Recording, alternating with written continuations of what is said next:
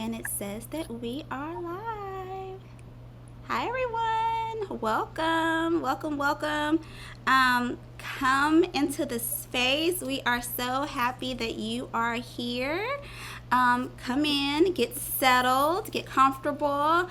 Um, we're just really excited about tonight's session for so many reasons. My name is Lejeune Johnson. I'm a licensed clinical social worker. I'm also a maternal healthcare advocate and mental health clinician. We want to welcome you to our Facebook Live honoring Breastfeeding Awareness Month. Tonight, we're going to be talking about raising awareness. We're going to be talking about tools, truths, and tenderness concerning breastfeeding.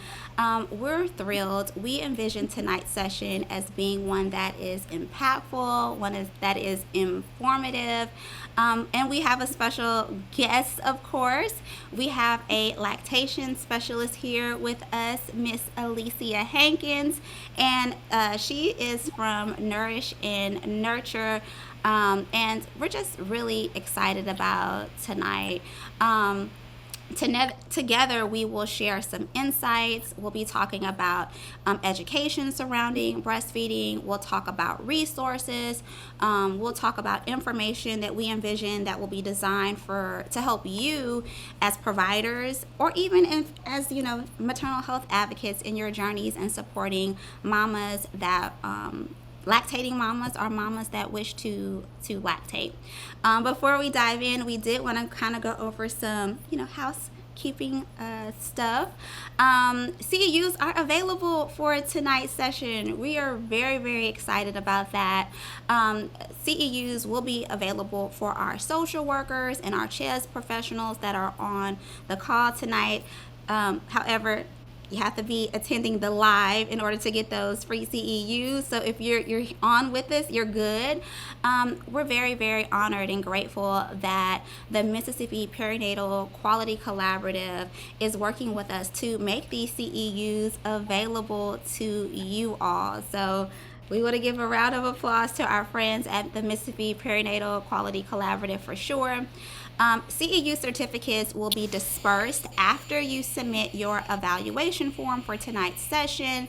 The evaluation link will be available at the end of tonight's session. So look in the chat. We will drop the chat and we'll pin it to the top, the evaluation link. So keep in mind, it will be available to you at the end of the session in the chat pinned to the top.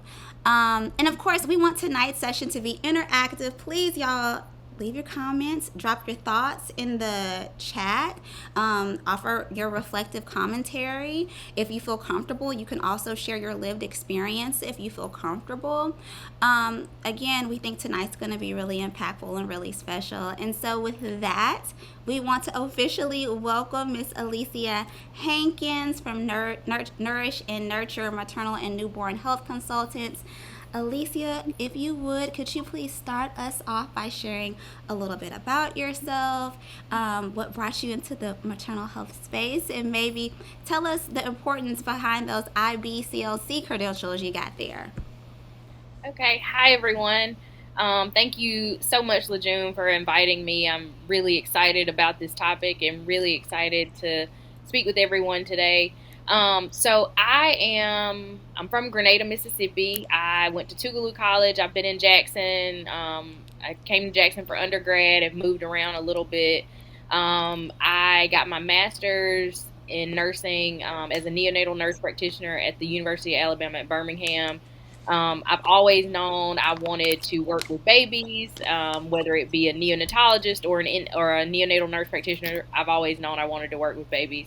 In my work as a nurse practitioner, I found a love for breastfeeding, and I saw a really big need for education for all mothers, but Mm-hmm. specifically Black moms, with healthcare and breastfeeding specifically. So I decided to pursue my IBCLC, which is an international board certified lactation consultant. It's a certification where you have to get tons of hours. It's an exam, very rigorous. I think there are about 40,000 of us in the world. And a few of us, there are a good many of us in the city, but private practice lactation consultants like my group, there are very few that see private patients. Um, but I'm happy to be here. Like I said, I have a love for babies, I have a love for breastfeeding, and I just hope we can have a great discussion today. Absolutely. Well, thank you so much for sharing a little bit about yourself with us. Grenada, my husband's from the Delta too, so we love our Delta folks. Good people in the Delta.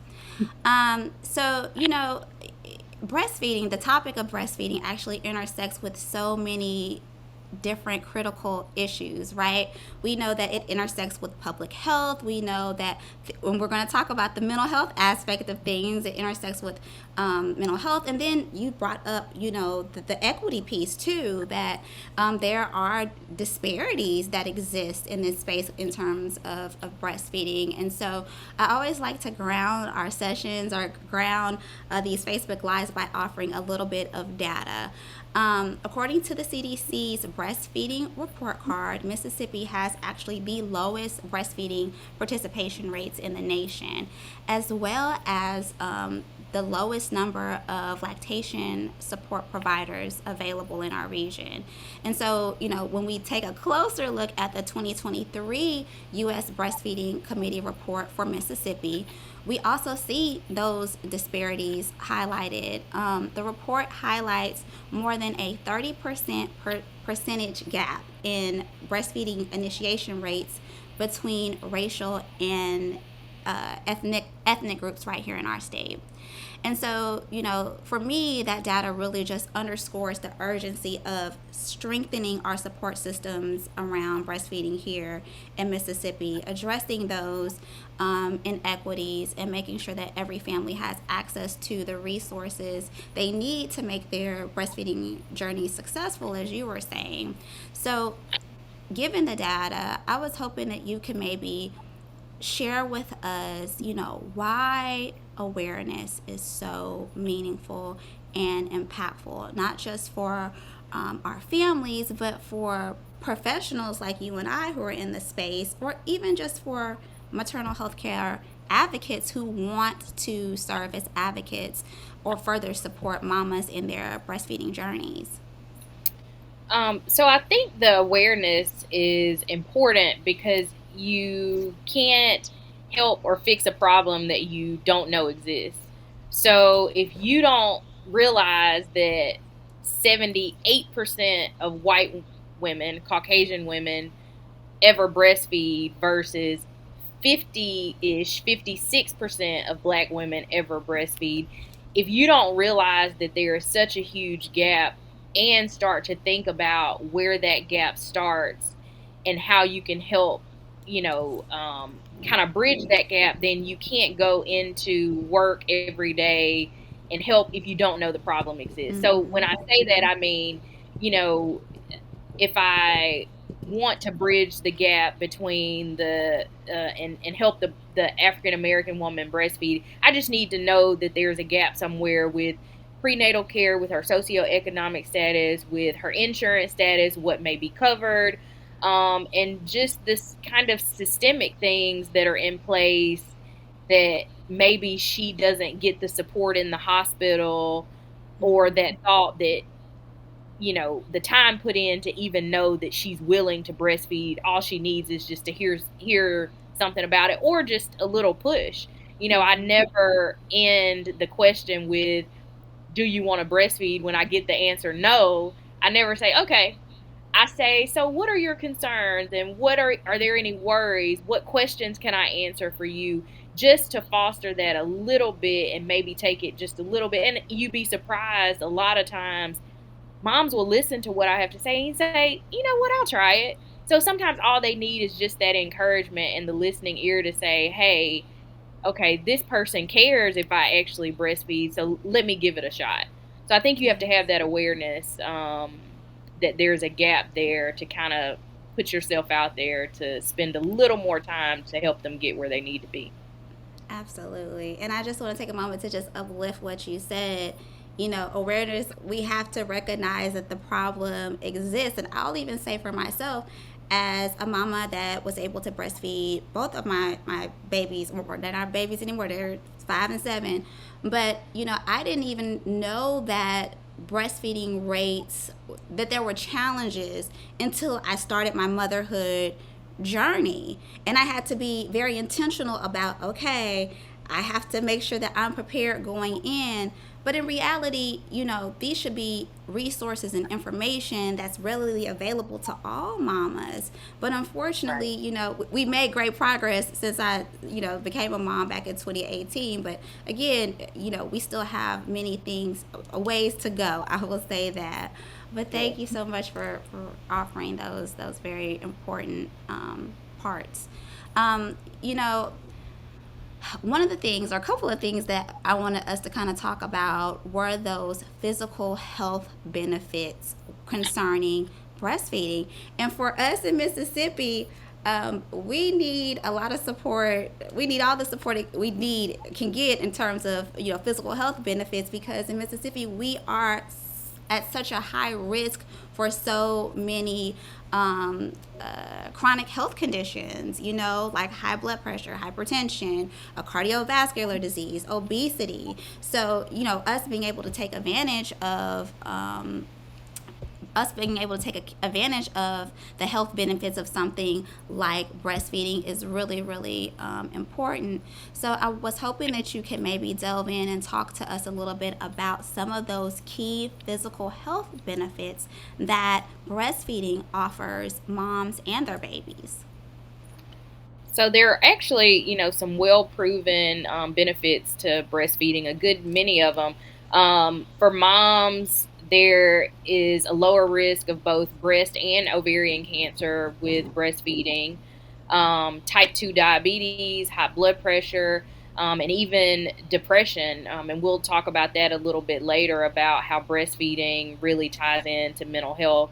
So as you said, Mississippi, we're number one for diabetes and hypertension, and so breastfeeding does reduce the risk of those two things.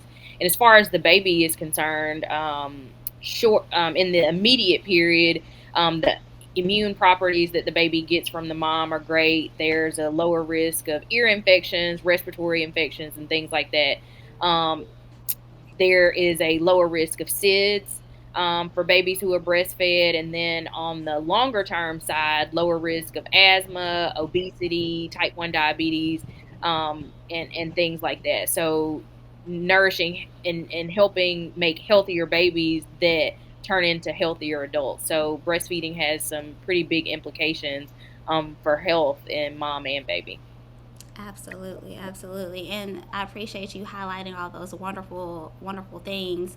And I think it really helps capture, how breastfeeding, like you said, supports not only the baby but also the mama's long-term health benefits. And just to kind of like build on what you were saying, I just came across this article like maybe last week, a new research study that is being led by Yale, and it's actually published on the JAMA Network, and it found that breastfeeding is a powerful cardio protective factor for mamas.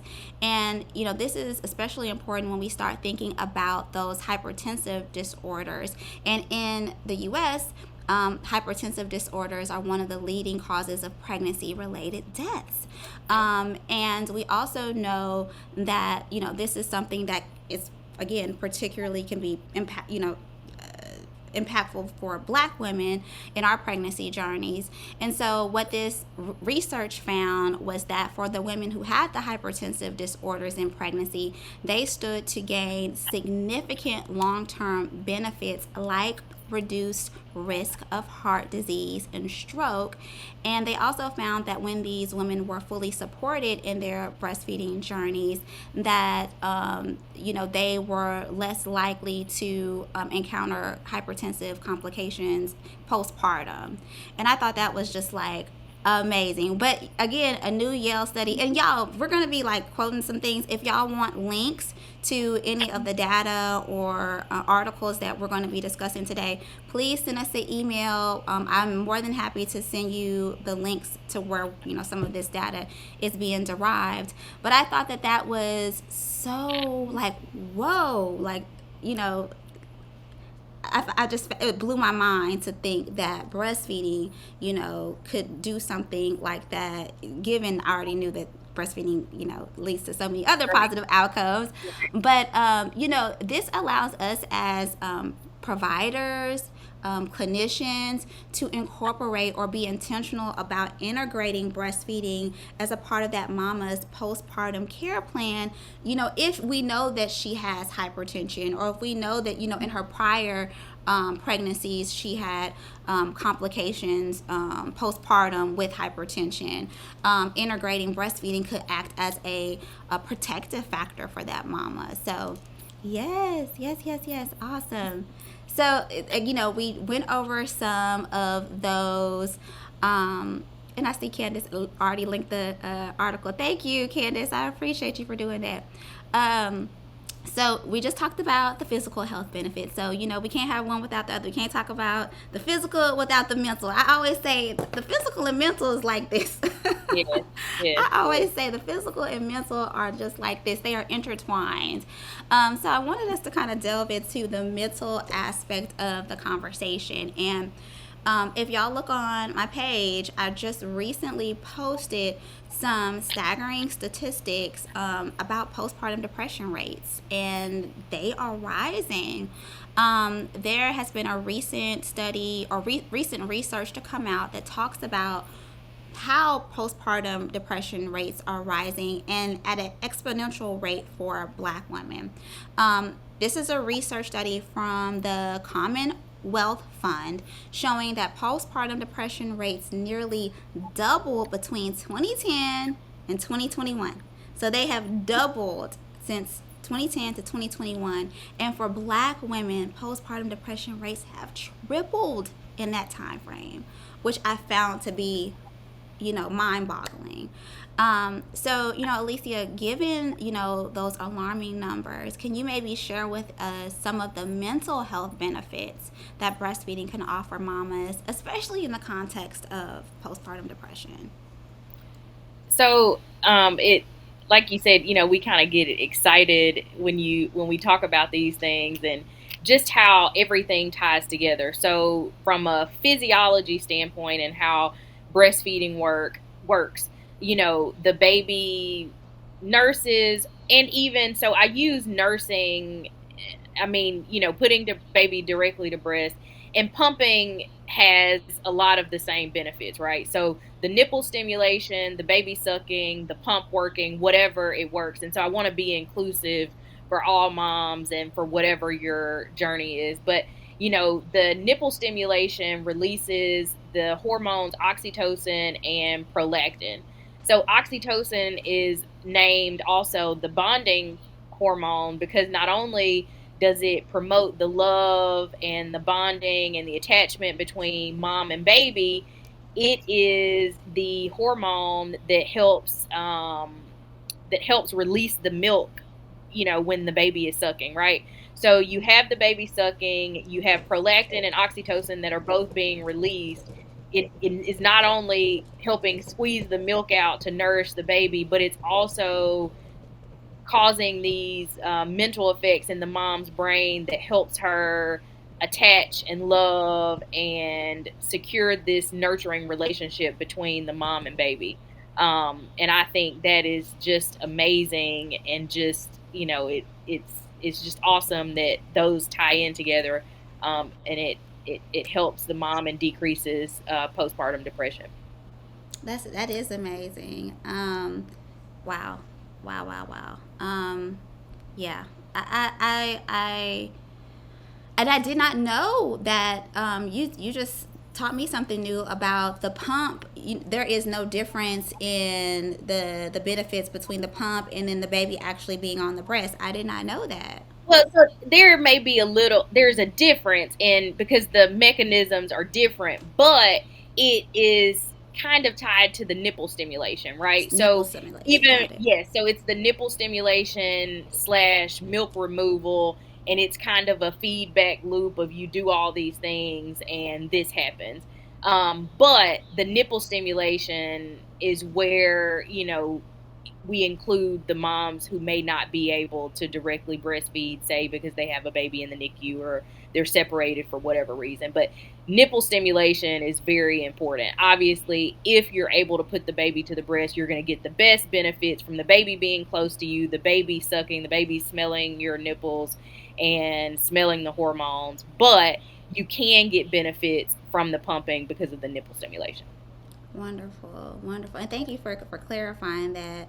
And then something else that I kind of another layer I wanted to add on with that is that the weaning period can also be a particularly high risk time for postpartum mothers, especially in that 6 to 9 month window when many mamas begin to transition from breastfeeding because we're starting to introduce solid foods, so they may be starting to transition away from breastfeeding or even reducing the amount of breastfeeding that they're doing because the baby is transitioning to those solid foods. And so we know that yes, breastfeeding is a protective factor against postpartum depression, but as breastfeeding decreases, some of that protection is reduced during that little window. And so when we us knowing that, we can make sure that we are providing an additional layer of support for mamas in that weaning period, ensuring that they have access to the kind of supports that they need, that they can have access to people that they can talk to because they may be experiencing feelings that they didn't initially experience in their lactation or breastfeeding journeys, and now that they're weaning, things are changing, things are different. So I kind of just wanted to build off of that and add that in there. Um, so there are many realities to breastfeeding. I always say that breastfeeding can be a very complex time for mamas. We know that it can be deeply rewarding, right? But like you said, it can also bring about a lot of complex emotional challenges, especially when things do not go as planned. As if you're a mama, things will it they will not go to plan all the time.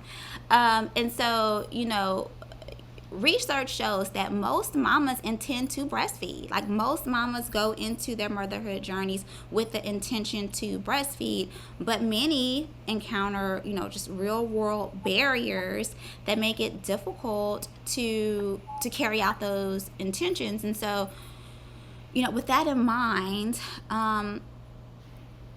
how do you support mothers who may be experiencing guilt, or disappointment, or even experiencing mental health strain during their mental health journeys as they attempt to breastfeed? So this is a difficult question because obviously I'm here to help you breastfeed your baby, right? And that's both of our goals. That's what we want. But at the end of the day, I kind of have two mantras. Number one is fed is best. So at the end of the day, you nourish your baby however that works and whatever works for you. So, you set your goals and like you said, things do go wrong. But I think having a mindset of, okay, I'm going to keep trying this breastfeeding thing, right? I'm going to keep trying, but I've got to feed my baby no matter what that looks like. And that's why I made it a point to discuss pumping. And so everybody is not able to have their baby latch. So, okay, your baby may not latch for whatever the reason may be, but you're providing breast milk, right? So Mm-hmm. you may not be able to exclusively provide breast milk. You may have to supplement with formula for whatever reason, but your baby is getting some breast milk. And if your baby gets none for whatever reason, you tried your best, you worked hard, you had in your mind that this was something you wanted to do, and it didn't work out, but your baby is fed and your baby is healthy. Um, and I tell moms that all the time. We're gonna try. I'm gonna help you through this, but We got to make sure your baby is fed and healthy and Absolutely. safe first and foremost. And then the second thing is, your mental health is so important, and you're no good to your baby if you're not healthy and able Mm-hmm. to be present, because you're so stressed about the things that are going on. So taking care of yourself. So it's a lot of encouragement, a lot of reassurance. And I do think that I think social media, has is both a gift and a curse, in the sense that I think it really helps for moms to be able to communicate with other breastfeeding moms and Mm-hmm. know that they're not alone, and know that I felt this way too, I dealt with this too, and I made it through it, and I conquered it, and you can too. So I think hearing from people who have been in your position really helps. So that peer support is very important, and to know that you're not alone. But at the end of the day, the most important thing is that mom is healthy and baby is healthy, and whatever it takes to have to do that, you may have to adjust your goals and kind of Mm-hmm.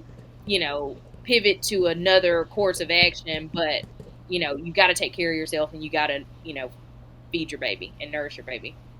Absolutely. I love anytime there's an opportunity to promote self-care, because mamas, we don't do so great with the self-care. Yeah, So whenever yeah. we can introduce a little friendly reminder, self-care is very, very important. Being kind to yourself is very, very important.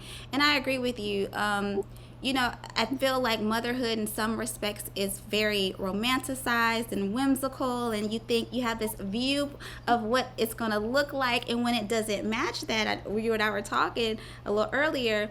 I think it can introduce, imposter syndrome to a lot of mamas. When we're not meeting that expectation, feeling that we have failed as a mom, but not realizing that behind the scenes other mamas are going through it too. They just not telling, we're just Yeah. not normalizing it. We're normalizing this romanticized a picture of what we think motherhood is, and not really what's going on behind the scenes. But that goes back to your point, talking about the power of peer support, and peer support being such, an important aspect in all of this. I think that's huge. Lived experience is huge. Sharing your story is huge. It's powerful.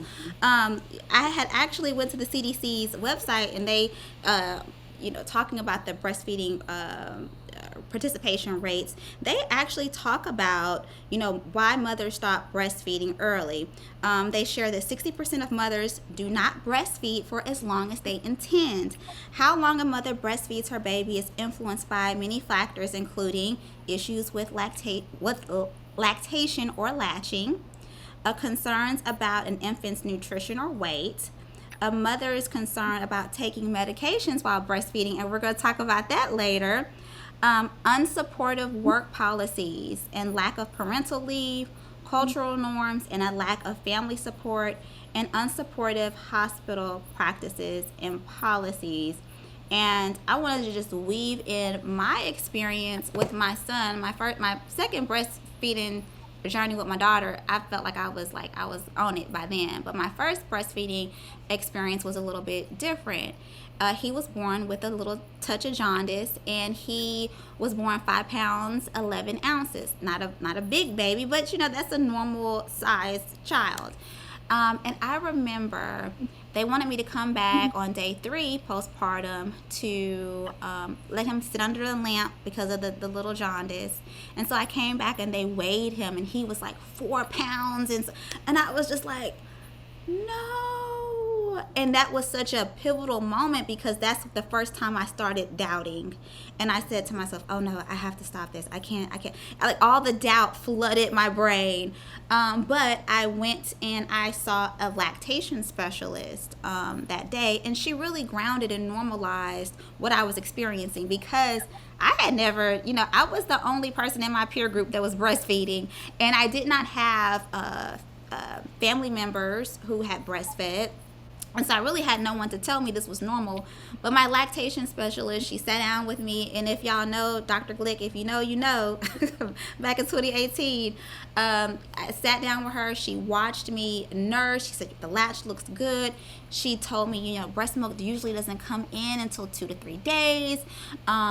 She really offered that encouragement to kind of reinforce um, my determination to stick with the plan. And literally my breast milk came in that very next day, and my son became one of the chunkiest babies. The rolls, you know, if you like a baby with rolls, he was one of the babies with rolls. But I mentioned that moment as being so critical because that was, you know, one of the concerns about nutrition and weight. That was one of those things that entered my brain about, oh my gosh, like this is not going to work, I'm not producing enough.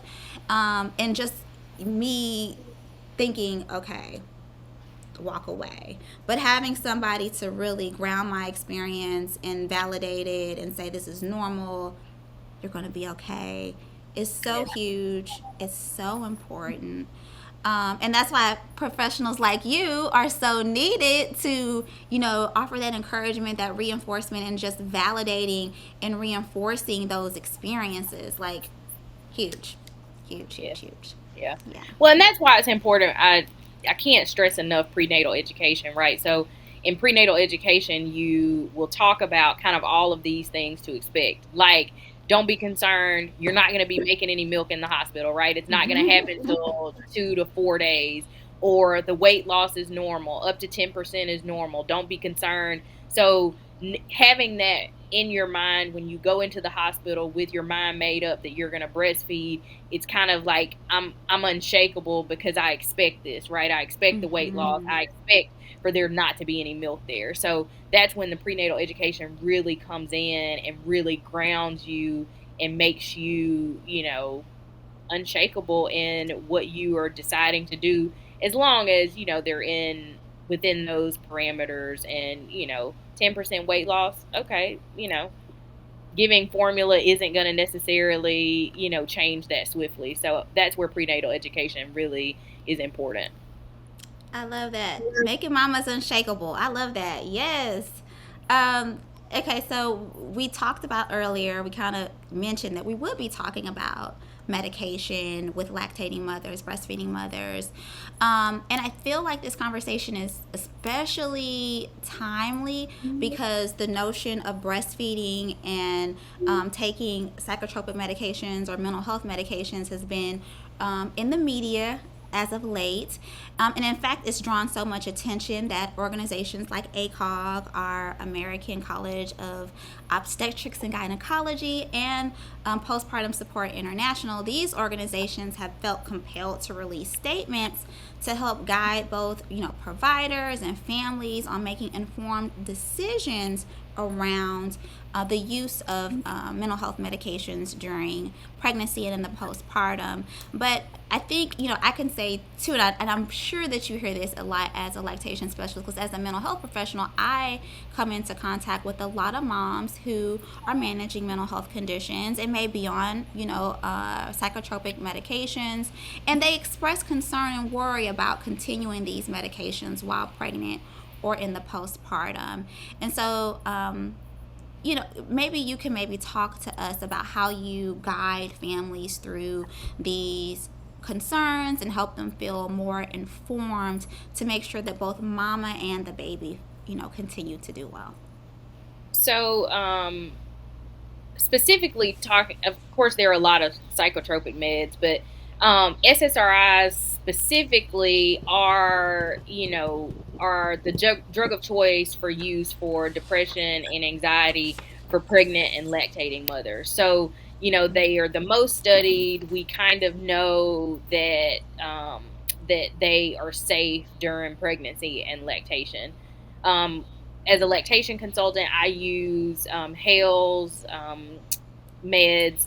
So I can look up every single med. It tells me its safety profile. So they're classified from L1 to L5. L1 being the safest, L5 being possibly dangerous to the baby. So all of the SSRIs, the most common ones, Celexa, Lexapro, Prozac, Paxil, Zoloft, are all L2s, which the classification is probably compatible, that it is safe, and the likelihood of transfer into the mom's milk is minimal.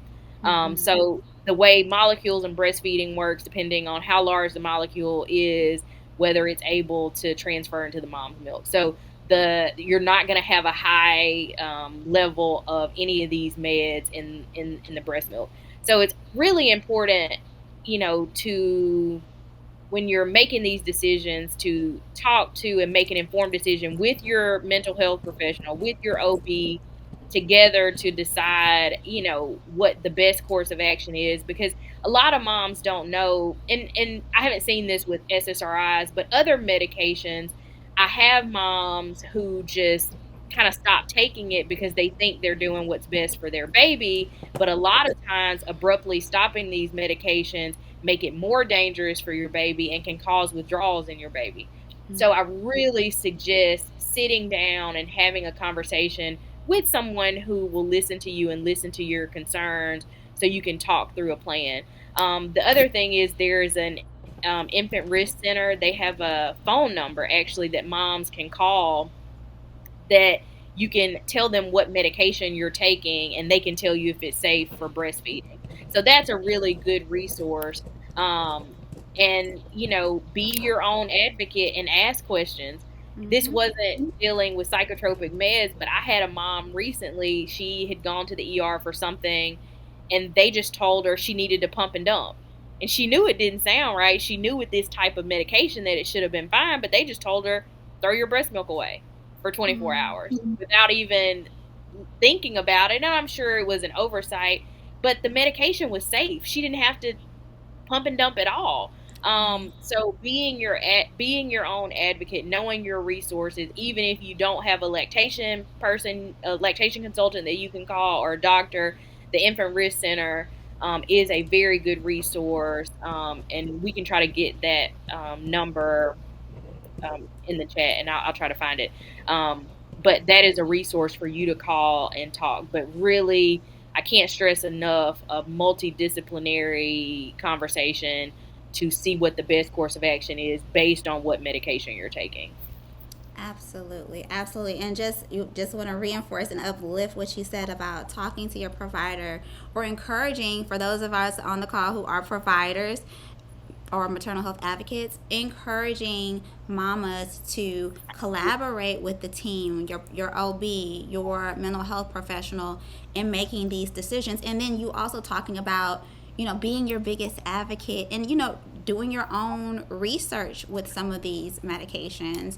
I think something that we don't talk enough about too is the risk to mothers of discontinuing their medication. We know that mothers can endure relapse when they discontinue medication, like you said, abruptly. Sometimes their symptoms may exacerbate or worsen when they discontinue their medication.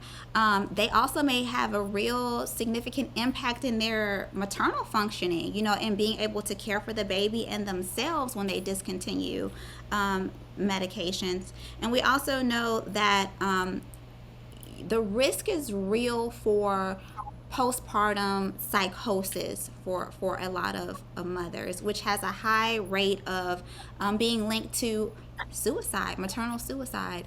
Unfortunately, now in Mississippi, this is not one of the leading causes, but from a national perspective, suicide is one of the leading causes of pregnancy related death in our nation. So, taking care of your mental health is certainly extremely important. And so I just love what you said about making these informed decisions. Big thing that you said, make a plan. What is our plan? Okay.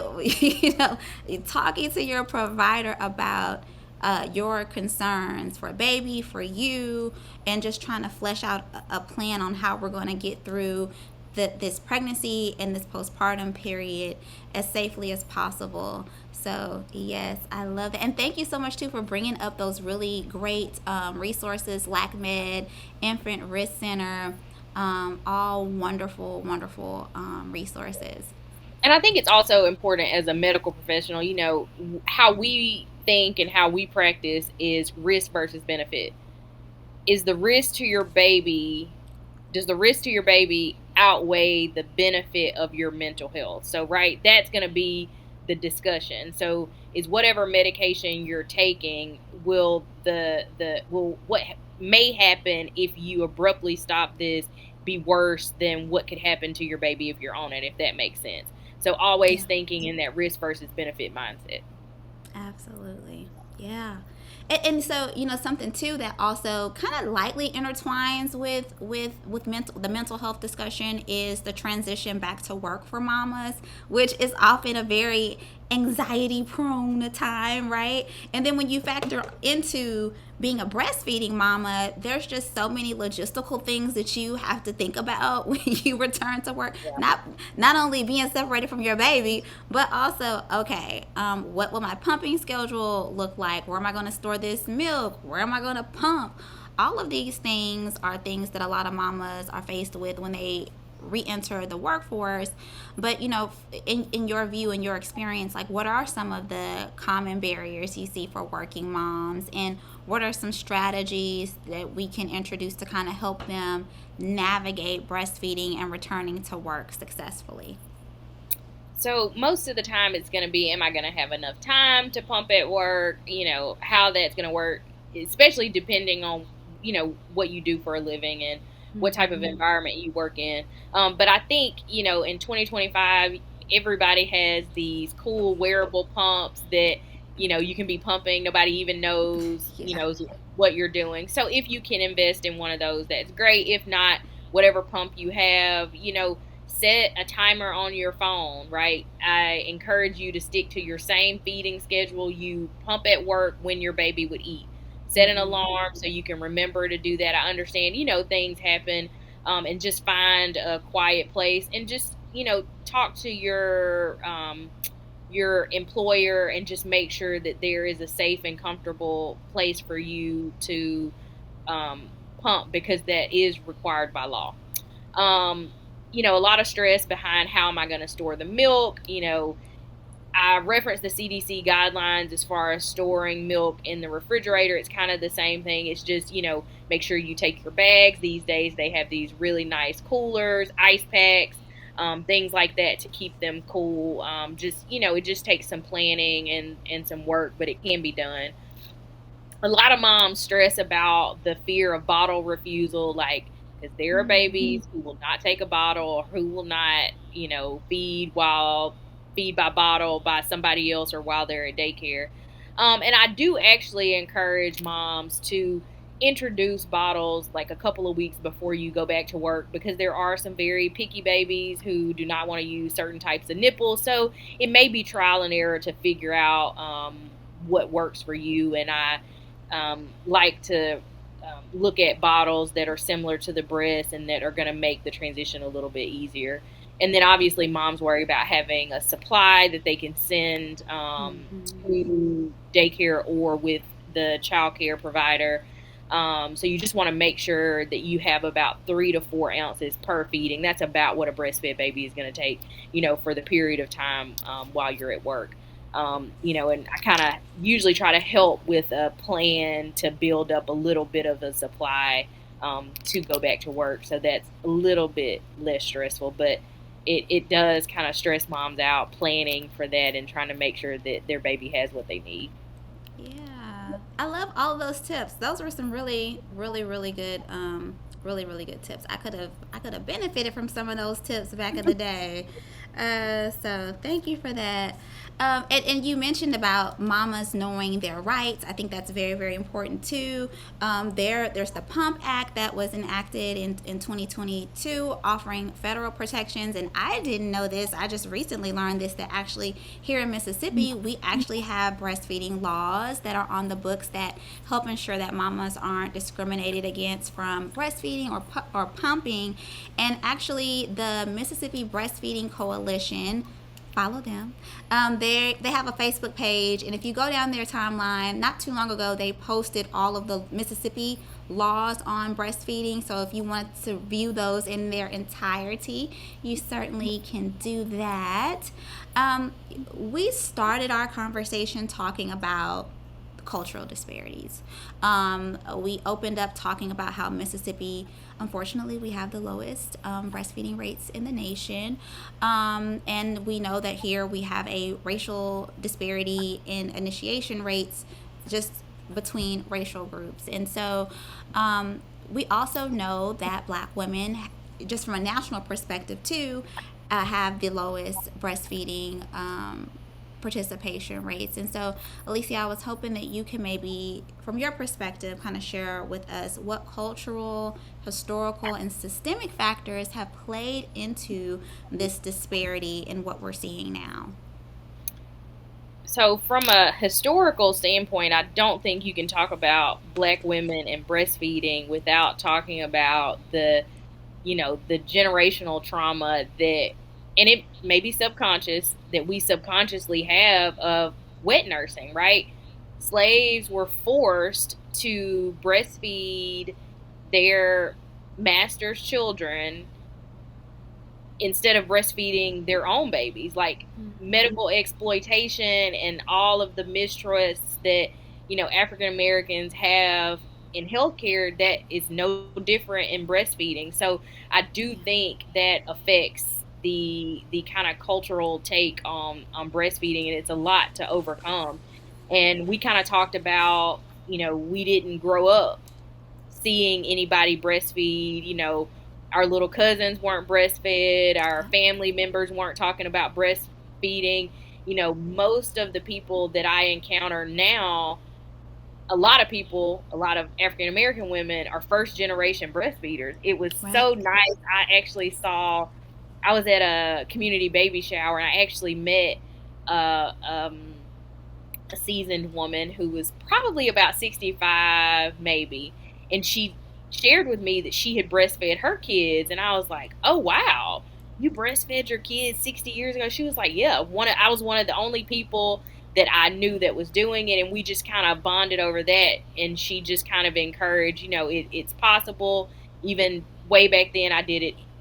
So I think it is important to say we're overcoming generational barriers of just a lack of exposure to it. And the family influence is really important. Huge.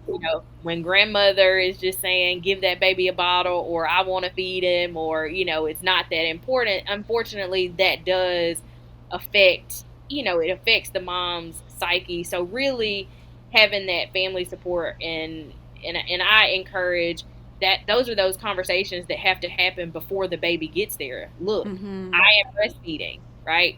This is what's going to happen. I want you to support me. This is my goal. This is what I plan to do. And most people, once your family, they love you, they want to support you. Once you tell them that, they will be on board for whatever. And then from a systemic standpoint, we talk about socioeconomic status. You think about, okay, if you are a factory worker, you work at a fast food restaurant, you're probably going to go back to work sooner than a mom who has a job where she gets 4 months of paid leave. So Mm-hmm. lower socioeconomic status women are going back to work sooner, which then you don't know how many times I hear women who don't even want to breastfeed or attempt to breastfeed in the hospital because they're going to have to go back to work too early. So there's no point. So, those women kind of have in the back of their mind that it's impossible because they're going back to work in 4 weeks. And even just, I kind of talked about this in the hospital, not getting the support because people automatically assume, or healthcare workers, providers assume that you're not going to breastfeed because you don't look like what they think a breastfeeding mom looks like. So you Right. don't get that support that other Mm. people may get. Um, and representation matters, right? You Huge. don't see Huge. people that look like you encouraging you to breastfeed. You don't see nurses, doctors, lactation consultants that look like you. And so it kind of all affects those numbers, and those are all barriers to African American breastfeeding rates. Absolutely. You hit on so many like important nuggets. It's hard for me to touch point on what I wanted to expand on because it was just so much. But yes to all of that. Yes, y'all. Alicia and I had a little chat before we came on about just not having exposure to seeing black women nursing or breastfeeding. I was the first person in my peer group to breastfeed, and like you said, Alicia, representation is so important, because it normalizes our experiences, and it impacts the lens from which we see things, right? One of the things that really I'm taking away from you saying is that, culturally responsive care is so important when it comes to us supporting our black mamas in their breastfeeding journeys. We want to make sure that we're listening without judgment, that we're validating their experiences, that we acknowledge that providers need to acknowledge the historical context around breastfeeding and why the disparity exists. We talked earlier. Most mamas want to breastfeed. Most mamas go into their motherhood journeys or their breastfeeding journeys with the intention to breastfeed, but the reality is there are real world barriers that exist that prevent these things from happening. Like you said, having to go back to work 6 weeks postpartum. Like what? I know some mamas who told me they can't even wait to 6 weeks. Like, I have bills. They going back 2 weeks postpartum. I'm like, ma'am, you're not healed yet. What in the world? But Yeah, but again, going it's back to, real. yes, real world. These are real world, challenges that they're navigating, and they have to face. Um, like you were saying, we need more black lactation specialists in this space, for sure, because we know data says culturally congruent care is effective. Black mothers see better outcomes when they are cared for by providers that look like them. The data says that. Also, something I wanted to talk about was baby friendly hospitals. There's some research out there that showcases that when mamas deliver in baby friendly hospitals that are endorsing practices like skin to skin, introducing mamas to lactation specialists, those hospitals tend to see less disparity than hospitals that don't implement baby friendly practices. So I think that's really, really important. And we talked about this earlier, peer support. Peer support is so huge. And so our black mamas having access to peers with lived experiences sharing their breastfeeding journeys is really, really important. I think in motherhood in general, just reflecting on my own motherhood journey, I had friends that, okay, this is what you do when your baby's gassy. Okay, diaper rash, this is what you use. Okay, but when it came to nursing, being the only person in my peer group that had nursed their baby, I didn't have anyone to go to. And so having peer support or even being linked to breastfeeding coalitions, I think they are huge and great.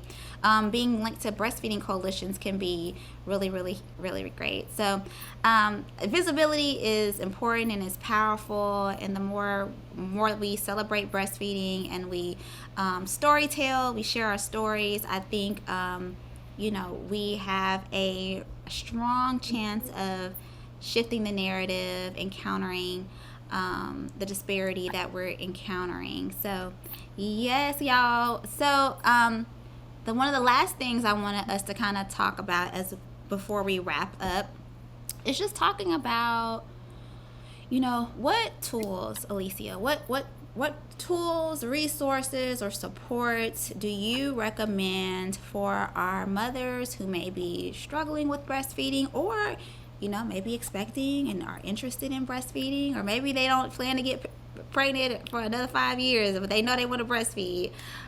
What are some supports and some resources that you can extend to them or recommend? Um, I think for moms, WIC is a great resource. WIC does have lactation specialists on staff. They have peer counselors. They do have people that are available to help you if you qualify for WIC. Obviously, private lactation consultants like me are great. There are not very many in the area, so that obviously is a barrier. But reaching out to a private lactation consultant that can see you, you know, we are in an age where there really is a lot of awareness. We talk a lot about how bad the numbers are, and but we are trying. We're having, we're having these events during Breastfeeding Awareness Month. We're talking about it. The conversation is there. You know, it's just we have to find exactly where they are. We can have to find who can help us. But just staying abreast, like you said, joining, following MSPHI, the Mississippi Breastfeeding Coalition. They have a lot of resources.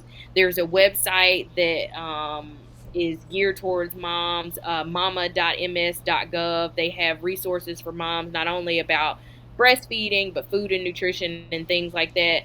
So it's just finding the resources. They are there. They're not where they need to be.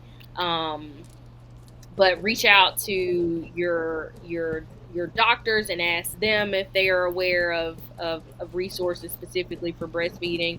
And I think particularly people with women with private insurance, Mm-hmm.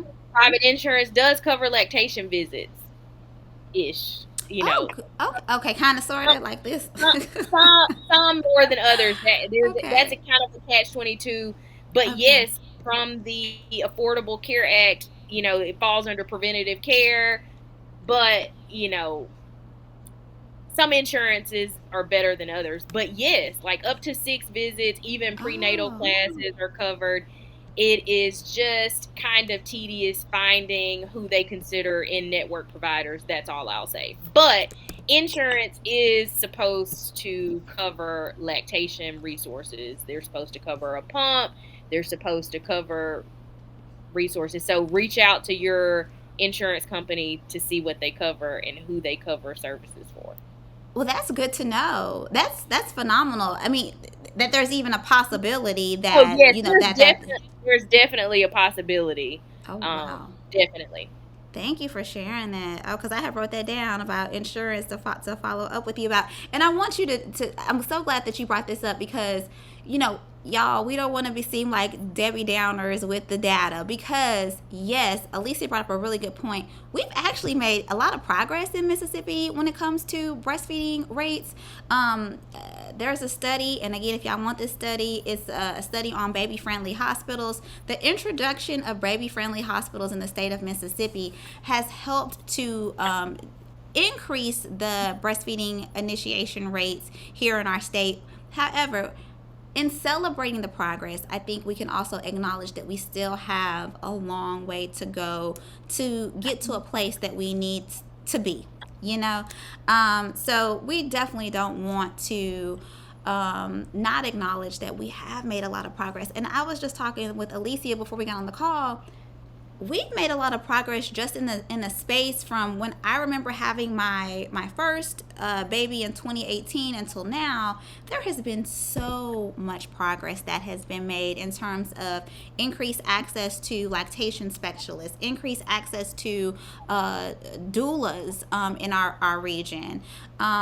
We have made a lot of positive strides in breastfeeding in the maternal health care space. Some of you may know Medicaid expansion or Medicaid postpartum expansion has been passed, and presumptive eligibility has passed. So these are all positive steps forward in improving maternal health outcomes in our state. So we definitely want to end on a positive note. But before we close, we want to remind you all. Oh, well, Alicia, do you want to have any departing words about your socials and how folks can connect with you? Oh, that's nice. So I am Nourish and Nurture maternal and newborn health consultants. You can follow us on Instagram, Facebook, our website. We have for your moms, we have links where they can input. It takes them to a third party. They input their insurance information. It tells them if they are covered for free visits. I have tiers for self-pay patients whose private insurance doesn't cover, and then I have Medicaid discounted fees too to be able to help those moms as well. So if you guys need me, I'm always willing to help. I do home visits. I do have an office space that is just about to get up and running. I'm about to start that, which I haven't really announced that yet, but I do have a space where I can see moms in office. And so, yeah, follow me on social media and reach out to me. All my contact information is there, email, text, phone call, whatever works. Wonderful. Thank you so much for lending your voice to us and lending your expertise and your knowledge. You are a true resource and gem to the maternal health care space. Y'all, we are going to drop the link, the evaluation link for you to obtain your CEUs. Please, please, please fill out that form so we can disperse those to you. We will, our friends with the Mississippi Perinatal Quality Collaborative will help us in getting those distributed. We truly appreciate y'all joining us, being a part of tonight's conversation. Make sure y'all follow Nourish and Nurture. Make sure you follow the Mississippi Perinatal Quality Collaborative, and make sure you follow Therapy Plus. We are planning on having another free CEU event in the month of September, and we would love for you to be a part of the conversation. And with that being said, it's exactly 7 o'clock, so we will give you the rest of your evening. Thank y'all. Have a good night.